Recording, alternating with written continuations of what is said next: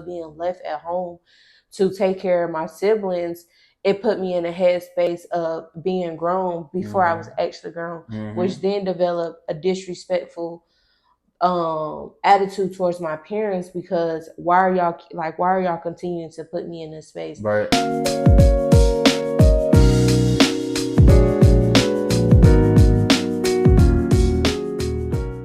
Hello everyone, and welcome back to the Zamots podcast, where we focus on faith, family, fitness, finances, and friendships. friendships. Today we're going to be reading from Proverbs chapter 25, verse 19. And it says, "Confidence in an unfaithful man in time of trouble is like a broken tooth and a foot out of joint." Amen. Amen. Hey y'all, as y'all can see, our setup is a little different here, and we're gonna be doing something a little new. It's called Pod and Paint with the Zamots, and it's gonna be a series, so it's gonna be more than one video where we're painting and potting, just basically painting and talking to y'all. Yeah. So of course we always got questions, so we're gonna get started with the questions. And then you want to show them the painting now, or wait until it's finished? No, we're gonna show the before and after. So like we show them now, and then we'll show them at the end. Okay, ready? So, yeah. 1, 2, 3. So here's how they look now. Oh, but we're on the opposite side. There it goes. Well, you got to put it up because I think it's being covered by the iPad. There we go. Hopefully you guys can see that. So this is how it looks now. Once we're done with it, we're each gonna do our own color and whatever we want to put in. We're gonna do our own twist to it. Yeah. And then we're gonna bring it together and see what it looks like. So exciting. So we'll be asking and answering questions as we're painting. And we're about to get started, y'all. So first question, let's see.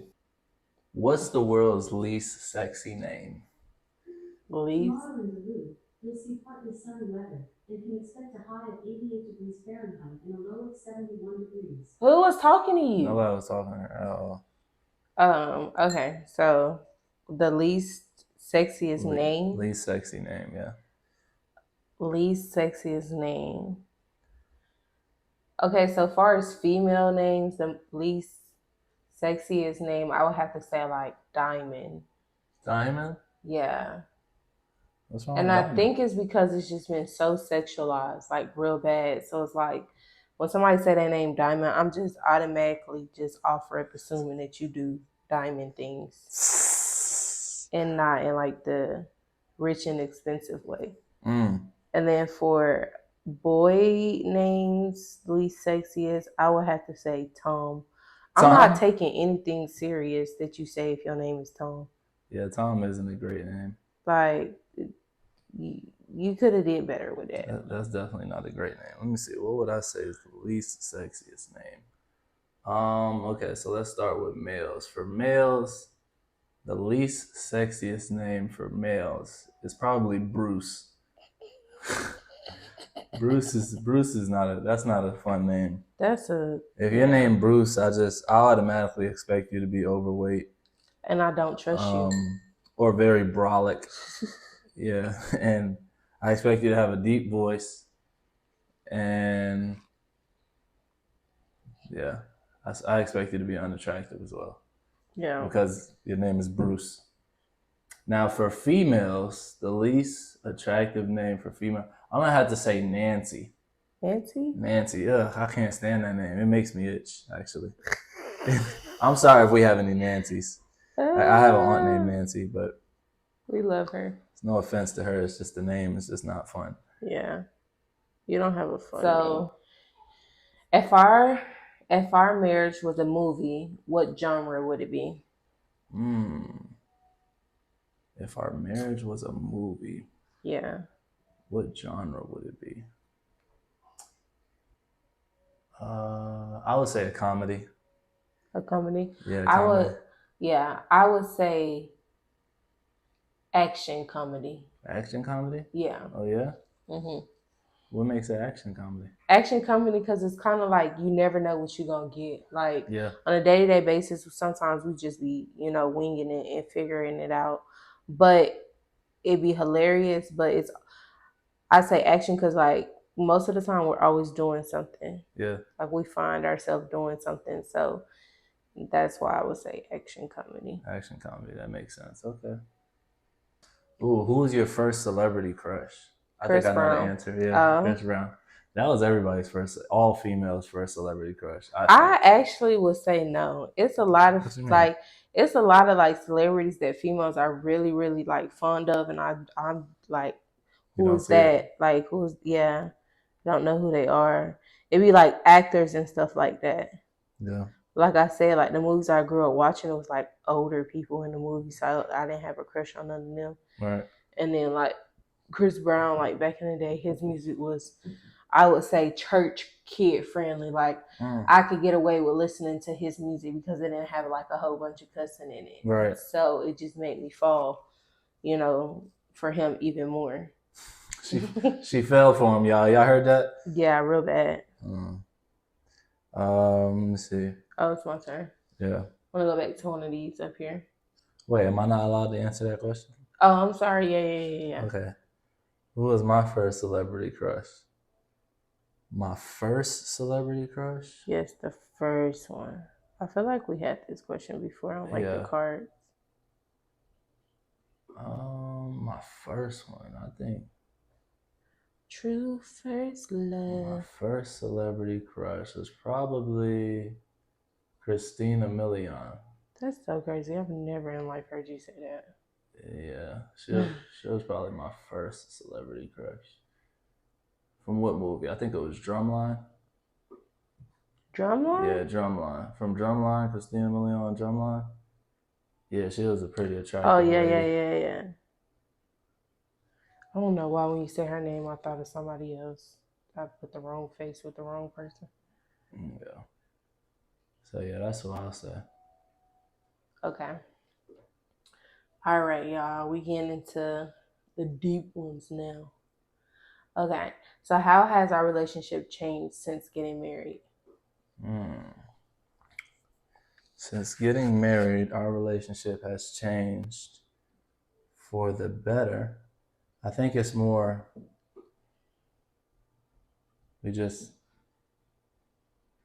I think we've embraced the responsibility of marriage a little bit more seriously.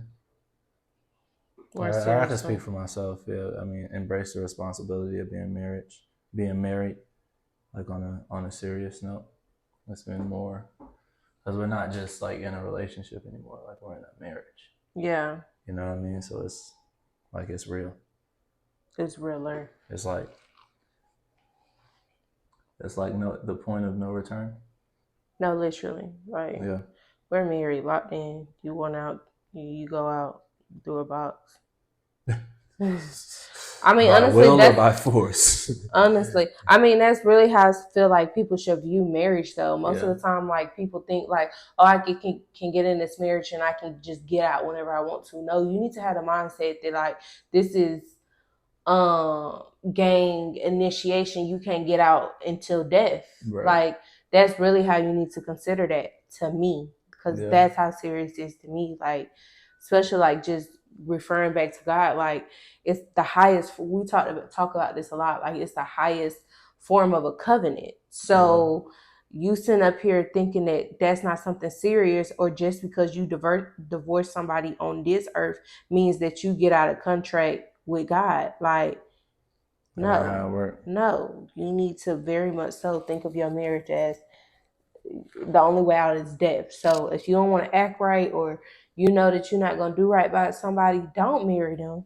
Yeah. Don't waste their time, because it's more than just a physical thing. It's more than just a financial thing. It's a spiritual thing. And when you tap into something spiritually, you don't want to sit up here and play those games. Yeah. Like you don't want to sit up here and play with God's grace and his mercy when it comes to how he feel about marriage. Like read your Bible and you will see that like that's nothing that you should be wanting to play with.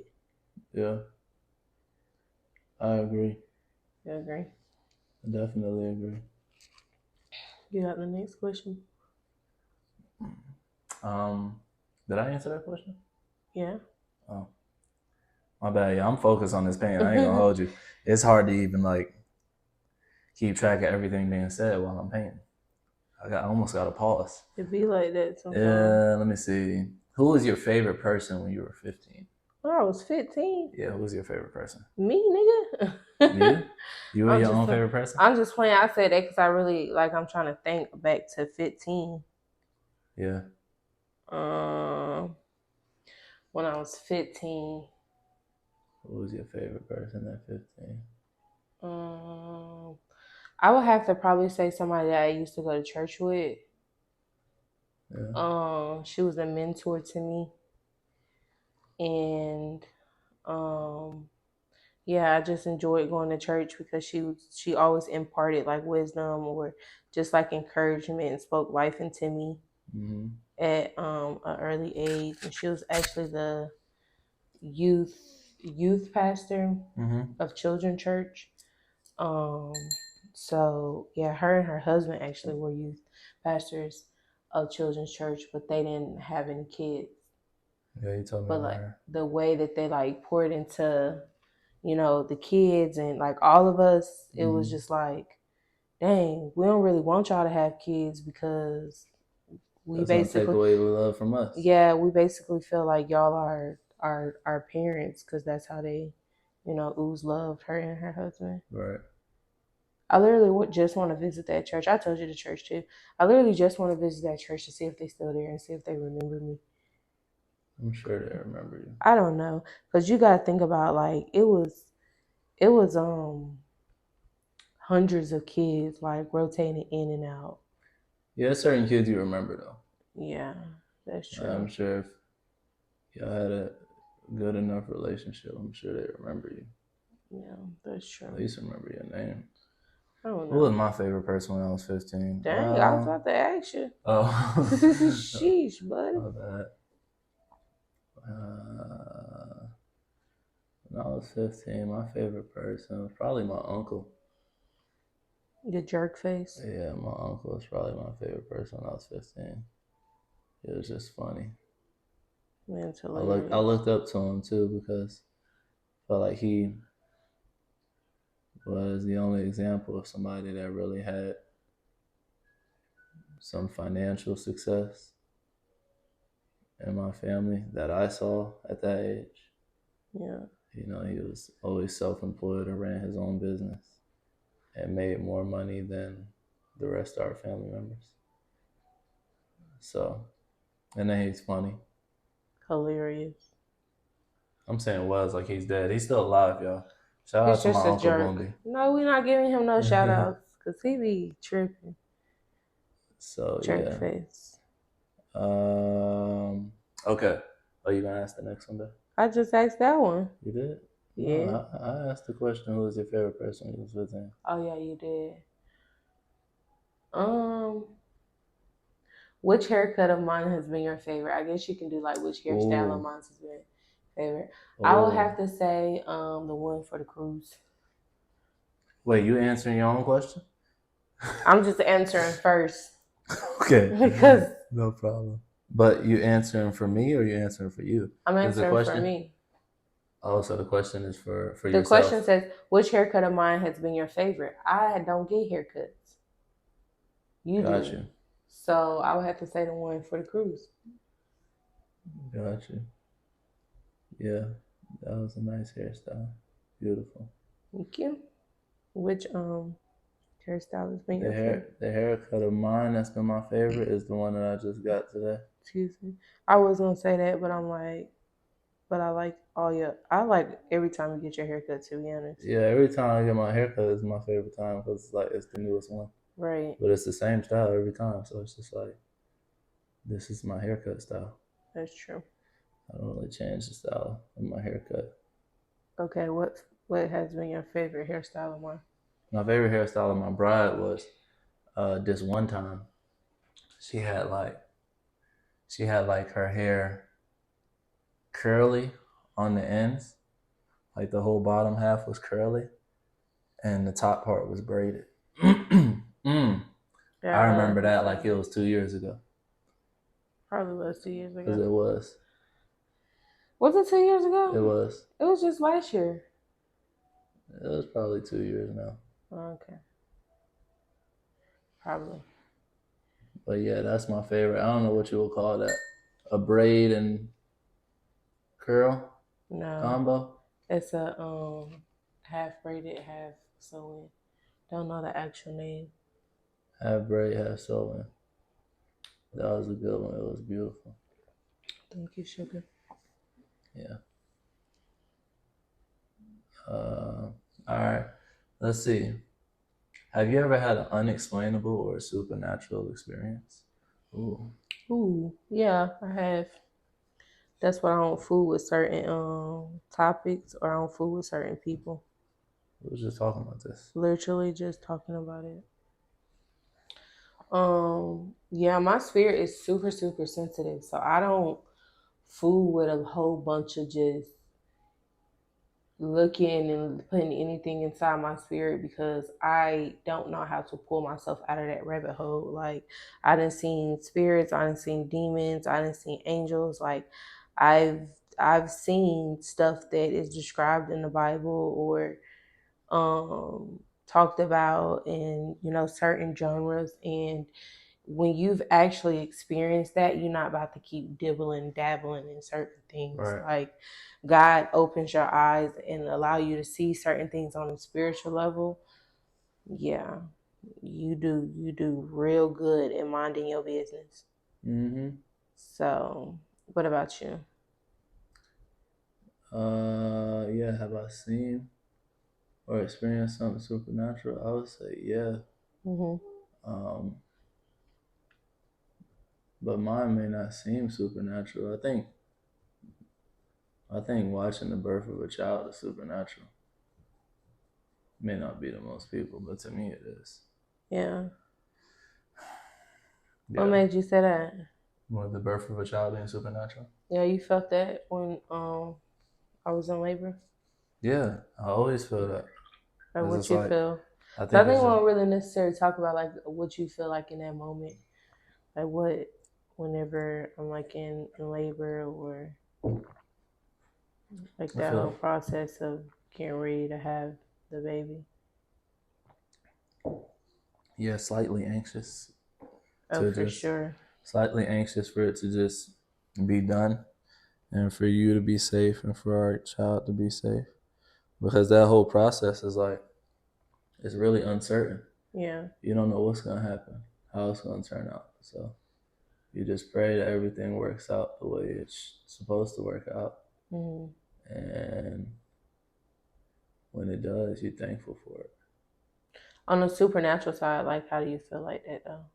How do I feel like it's supernatural? Yeah, like what, Well, like I your mean, feeling towards it. I feel like it's supernatural because you, like, when you really think about it, the fact that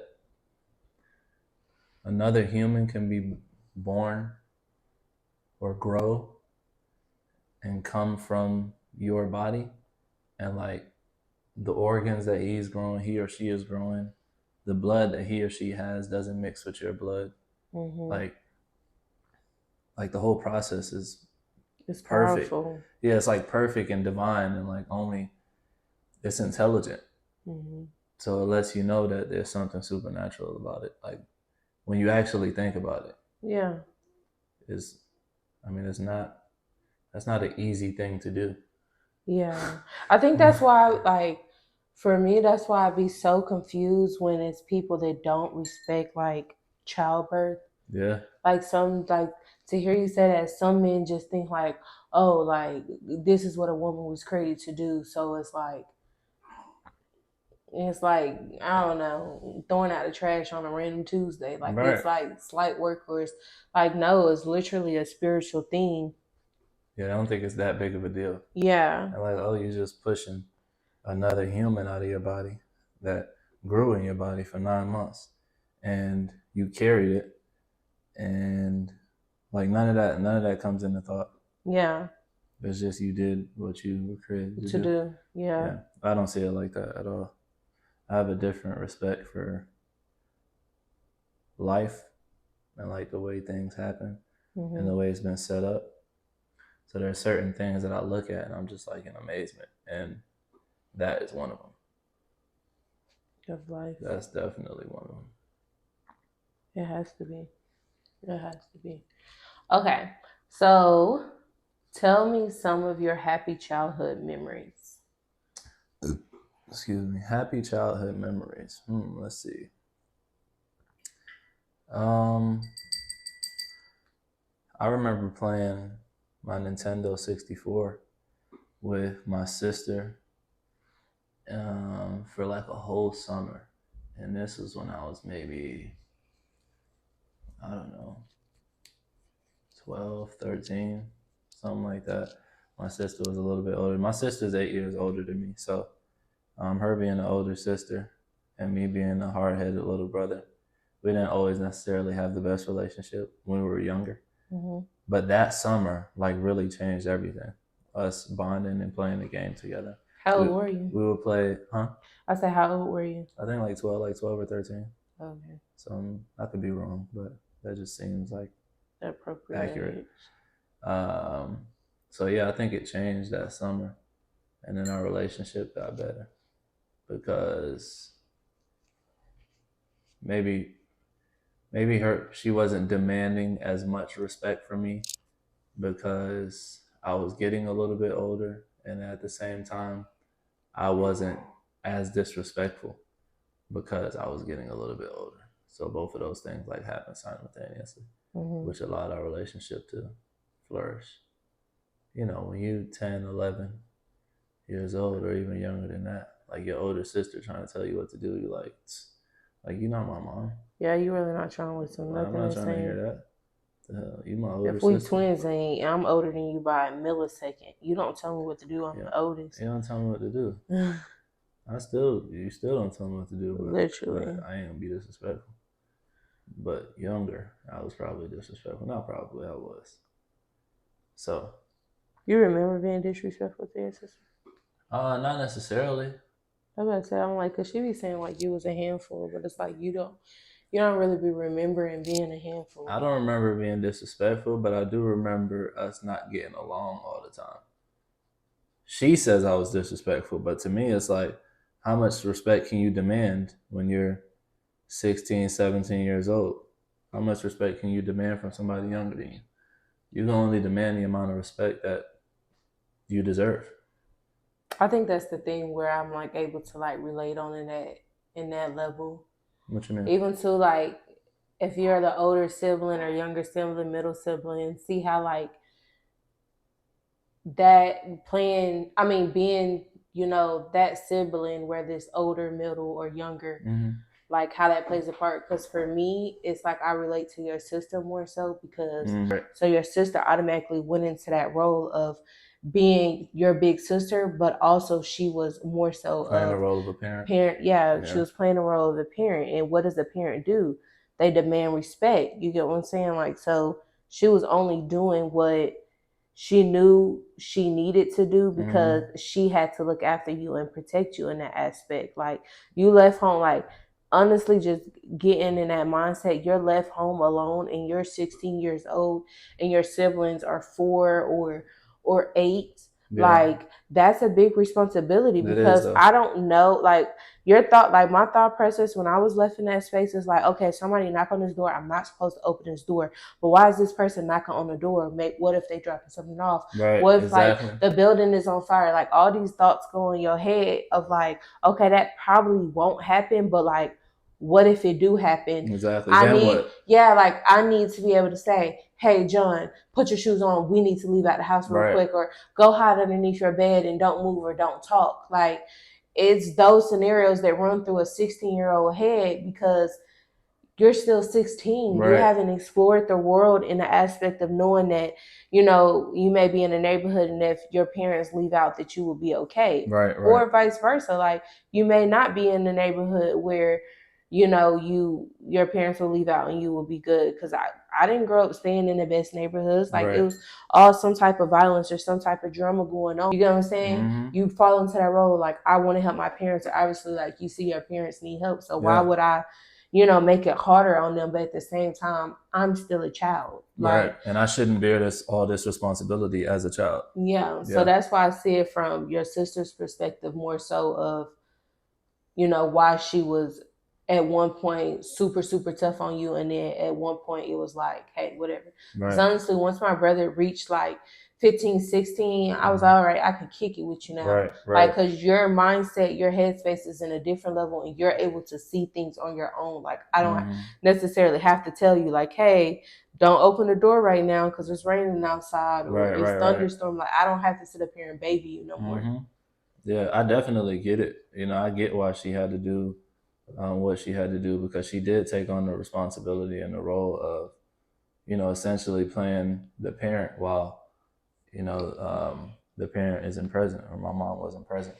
So I definitely get it. But how could you explain that to a child, or try to get a child to understand that? You Like, can't though, and that's the you issue. can't explain that. Is, you know, you can't really explain. I mean, you can explain it, but the child isn't really going to understand it. Yeah. And I definitely wasn't going to understand it, or even be willing to understand it. I ain't Like, trying I'm to hear still that. not listening to what you say. Yeah, like it all sounds good, but I ain't trying to hear that. Like, Yeah. you're not my mom at the end of the day. So yeah, I think that's the challenge, right? When you put children in situations that you can't really explain why the situation is right or wrong, or why the situation is what it is. You can't really explain it, but you gotta Somehow try to force explain them it. to accept it. Yeah. It's like, nah, bro, that's not how life works. Like, we're like, it's a part of life to ask questions, you know, or a part of life to challenge whatever you're being faced with if it doesn't make sense to you.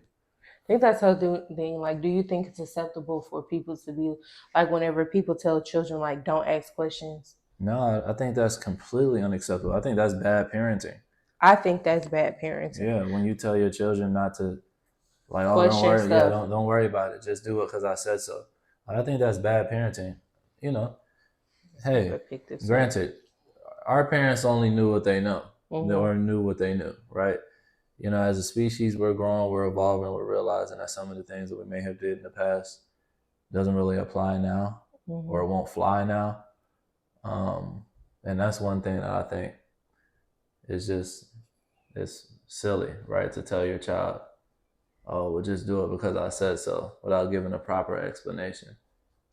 Or when they ask them questions like, don't, like, stay in a child's spot. I do believe that their children shouldn't be involved in adult conversations. Meaning, if two adults, or if adults are talking and a child comes and interrupt, that child needs to be corrected. Like, it needs to be, your child needs to be corrected and scolded, because there is a respect thing there. And I feel like now, especially with, like, our generation, is like, it's so easy. I won't even say our generation, just in general, you'll see that it is very natural for kids to be a part of adult conversations. It's like, I like, call me an old soul if you want to, but a child does not belong in every conversation. Like, that ages them before time. That has them talking about things that they shouldn't be talking about at certain ages. Like, there's certain things that I'm not about to have. You know, certain things that we're not about to discuss and talk about in front of our children. Not because they want to eventually have those conversations in the future, but because it's not meant for their ears at that time. Right. You know, you feeding your child too much, or allowing them to have too much leeway in everything. They're going to get out in this world and they're going to think, oh, it's okay to just involve myself in conversations that I shouldn't be involved in. Yeah.